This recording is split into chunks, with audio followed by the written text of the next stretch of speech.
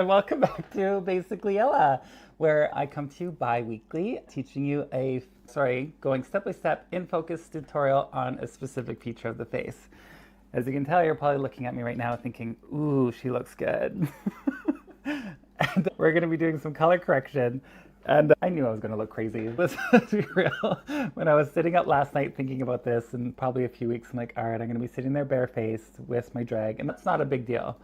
And I was like, do I want to still wear the wig and still wear the getup? And I was like, you know what? Let's have continuity. Let's let's keep it straightforward. So we're going to go into color correction today. Now, just a little note on our description. I don't write the descriptions, but I do go over it normally with everyone that sees it. And unfortunately, I must have overlooked this one because it says that we're going to teach you how to correct an oopsies. That's not what color correction is. Color correction is just toning down certain parts of the skin so your foundation will sit more smoothly or more evenly. So I don't want to imply that your skin is an oopsies. We're not going to go there. We're just going to tone. There's usually 4 colors in color correction. There is a lavender, a peach, a yellow, and a green. Unfortunately, looking through my makeup hoard, I don't have a yellow, which was surprising. It's probably because I don't need yellow, but I thought I would have one because I used to have it in my makeup kit, but I guess I don't. So we're going to go over the 3 that I have. But yellow, in case you're wondering, say that you have slight green tones in the skin that you want to neutralize so that you can put your foundation on over top of it. So yellow would be good for that.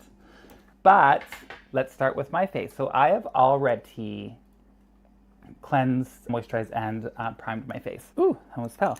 So you can get these lovely color wheels, which has usually a main thing. So this has a lovely peach, a green, and a lavender one that we're going to use. So we're going to go in with the green one first. So green's going to cover up any redness. So say if you have a blemish or you have a reaction or you have slight, let's say rosacea, anything that you really want to neutralize that color. So don't be scared if you put it on and it looks a little bit crazy, because a lot of times if you neutralize the color, it's going to get rid of all colors. So it can leave the skin looking a slight tinge gray or slightly dull, which is fine because you want to put your foundation over top of that. It's just so that those colors don't shine through your foundation, especially if you're wearing a softer finish. Once again, I don't have a lot of redness on my face, but let's, you know what, can you see that? Can you see that nice little bump there on my neck? There's a little bump there. So I'm going to take a little bit of green and I'm going to put that right on top of that. Now, normally I would probably only do something this far down if I was wearing an open collar or if I was wearing, like I was going to an event and I just don't want it to be seen. You can use a detail brush if you want. I tend to like to use my finger for putting color correction down because we're going to be layering stuff on top of that. So I really want, hey, look at my neck. I want it to not have so many layers on it so it's not going to potentially look cakey later on. I should have got a hickey beforehand. 5-minute break, Robin. So that's going to be the first step. And then what you can do is that you can set it with the powder as well. I have a very loose, light, translucent powder that I'm going to slightly dust on top just to hold that in place. Now, I wouldn't use any powder. Just make sure it's a very finely milled powder because we are going to be putting a liquid over top of that.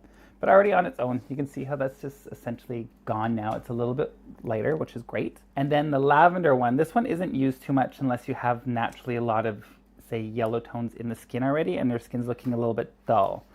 So this one is more for shallow skin. So what I mean by shallow is that it doesn't have its radiance to it anymore. It's looking pretty lifeless and you just need to bring a little bit of color to it. So this one, you can put it on anywhere you feel like your skin's not looking as bright as you'd want it to look. Now this one here, it's only good if you're going to be putting a sheer foundation or a BB cream on top of it, because there's no point in putting this on if you're going to be putting a full coverage foundation on, because that's just going to completely negate that and you're just going to have that one color.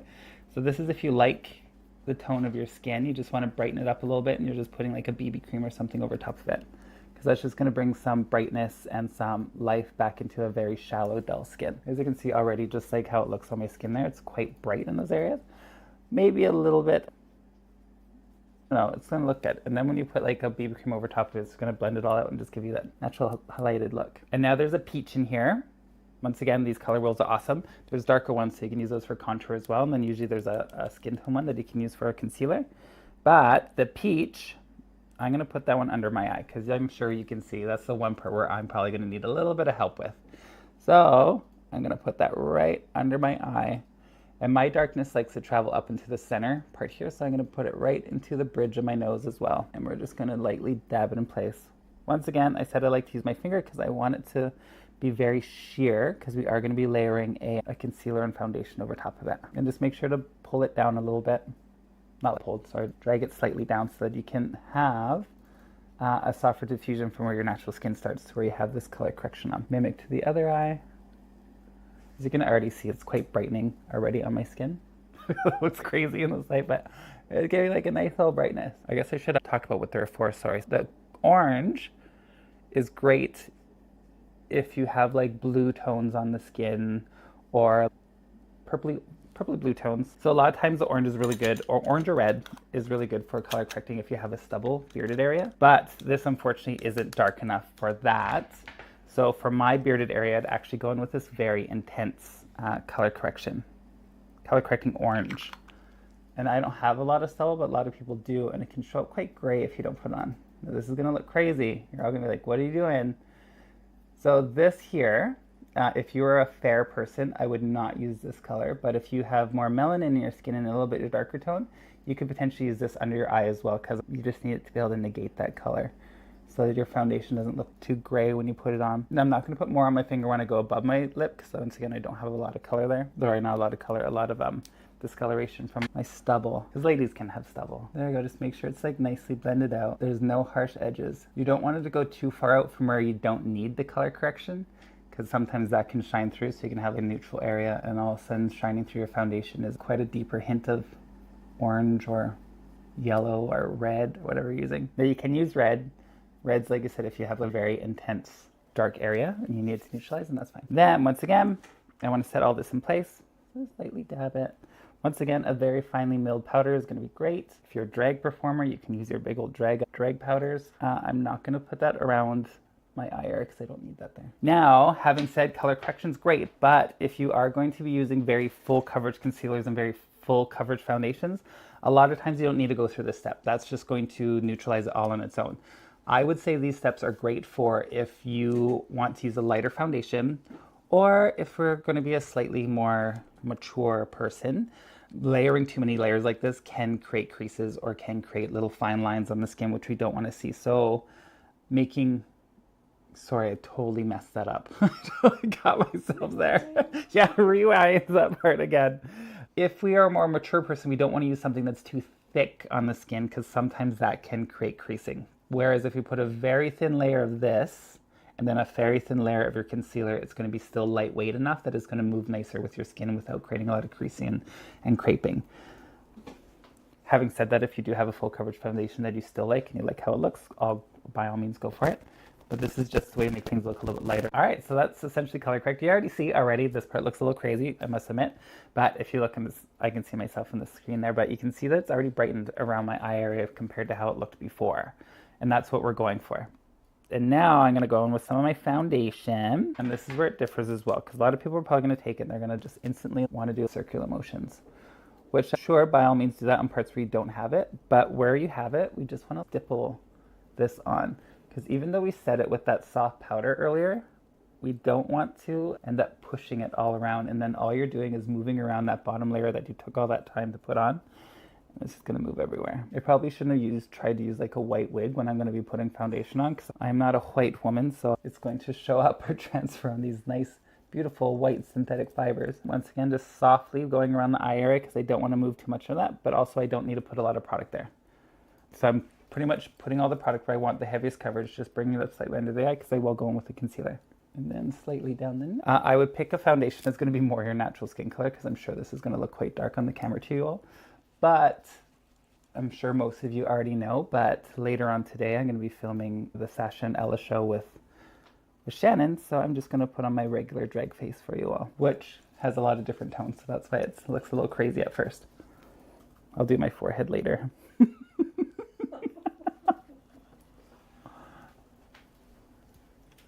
There you go, easy. And then, since I do have darkness on there, that foundation that I use is a sheer foundation, so I put that all over my regular face. I'm going to go in with this very more pigmented color on the rest of my face. Once again, I like to use my finger with it, because I don't know if any of you have ever used the brand Dermablend.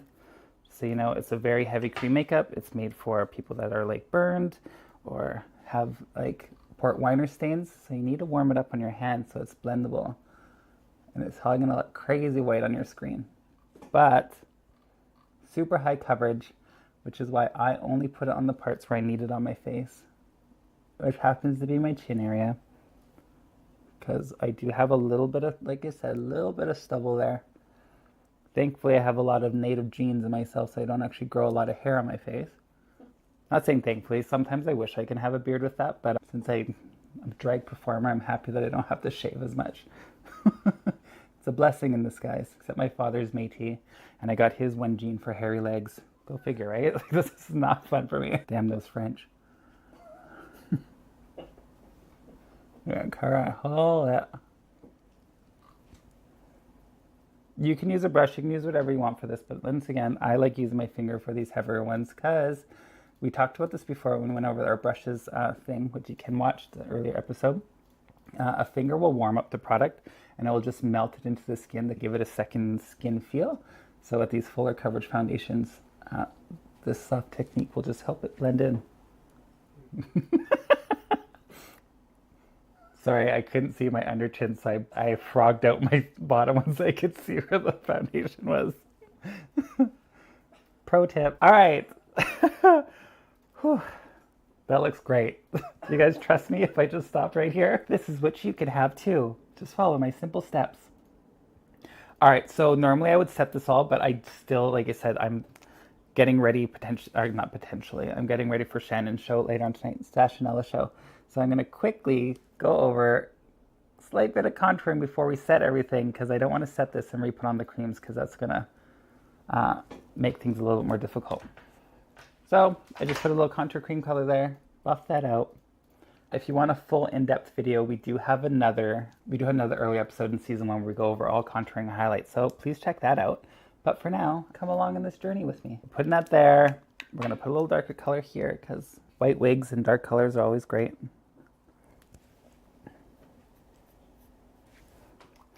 I was talking with Dustin, who's the producer and owner of unicorns.live. And I was like, I'm really not looking forward to this episode. And then it's a great episode. Don't get me wrong. Color correction is very important and very good for other people. But I was just like, it's not exactly the most exciting thing to go over and discuss with people, even though it is a very important process for a lot of people. And plus, I didn't want to look like that crazy troll that you saw at the beginning with my lovely wig and my beautiful skin. But you know what? I can't be flawless all the time, right? You got to be able to see the person under the cracks, under the floorboards. That's right. You got to see the real version of me to love every bit of me. I don't want to come over to your house and take my makeup off and you're surprised who you wake up with the next day. This is so you can see me now. See, I'm generous like that. I'm no catfish. I know. I'm quality time with me all the time. All right. Once again, COVID has made me gain a little bit of weight, so I'm going to contour out that jawline for myself. So that's why I put that there. I'm also going to show you my favorite face. I'm taking these earrings off. Sorry, I can get right up in there. My favorite face for contouring, which you guys have seen if you saw my other video, where I want to see all the parts that I want to get rid of, so I'll scratch my face and like you can be like, all right, I don't like that, don't like that. Let's just contour that out. And then I can see where the line is, and then I'm gonna slowly buff that out. Make sure there's no harsh lines, just a really soft, diffused line. If you don't know what I mean by harsh line, just means like a very straight division between one color and another. You wanna have that soft diffusion between the two. Oh my God, all this like talk and embarrassing about waking up next to you with my true face has made me break out with a little bit of perspiration on my lip. Let's use a little bit of this to get rid of that again. Dun, dun, dun.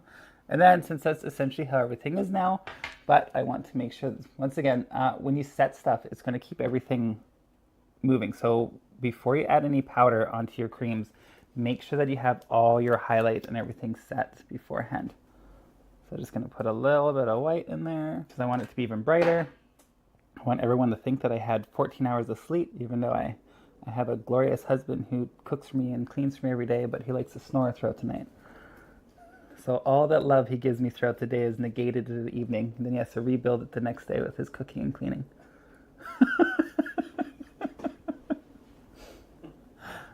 Life tip. They say sleep is the best thing to have in life. All right, let's pull that out.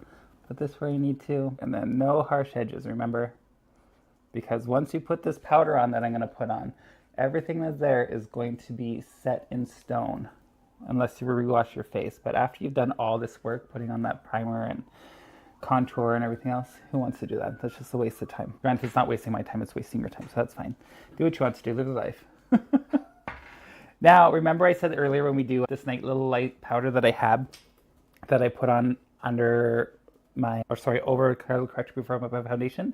Since I'm doing drag makeup, I am going to go in with a heavier powder, which is this lovely tub of powder. I wouldn't suggest the regular lady get this because this will probably last you 14 lifetimes. Or maybe, why not? Why not? We want that to last forever. This is my favorite part of drag because people see this and they're like, do you really need that much powder on my face? On your face? I was like, this is coming from the lady that wears mascara and chapstick. I was like, how dare you come for me? There we go, just put it all in. Because we want it all to stay in place. And just so you know, I wouldn't suggest this for everyone as well. Normally wouldn't do this much. The reason why drag do this so much is because we are either running around, we are performing in our makeup. We want everything to stay in place. Just use your regular face powder to set your foundation. Oh my God, my brain was gone there for a moment. I was thinking about how Robin was snoring last night and it completely changed my sentence. You ever have those issues where you're like having a conversation with someone, but your brain is like at this level, but you're still talking back here, so then all of a sudden your brain just skips your conversation you're having here? My brain does that all the time. There we go. This is it. We have color corrected. I put my foundation on, but remember, once you put your powder on, make sure all your creams are blended and in the position you want, because like I said, once you set it, it's going to be set. I still look pretty crazy, but at least my skin looks unified and normal with my little bit of contour and a little light, and I now have my base on, and I'm ready to add everything else that I needed to put on to slay the day. I hope we all learned something with this crazy tutorial. If you want to see how the full finished look looks later, check out Sasha TV later on this afternoon at 3:30 p.m. Pacific Standard Time. I'll be there with a full face, looking fresh as ever, ready to talk about all things love and fun. But other than that, please come back 2 weeks from now where we play with fantasy makeup. This one's just a little bit of fun for myself because we've been doing a lot of tutorials on things. I decided I just wanted to do something that I haven't done before. So it's going to be fun for both of us. I am going to be doing this Galaxy Fantasy Fun makeup on my face that I have never tried before, but I figure I'm a pro at makeup, so it's going to be a piece of cake. But we can talk and have fun through it. So remember, that is on March 8th? March 8th. I come back to Basically Ella and we can have some fun with makeup again, and I promise that I will have my base pre-done for you so you don't have to see the troll at the beginning of the day. And then we can end the night pretending we're somewhere else, flying through space. But I'll see you in 2 weeks. Thanks for coming out for Basically Ella.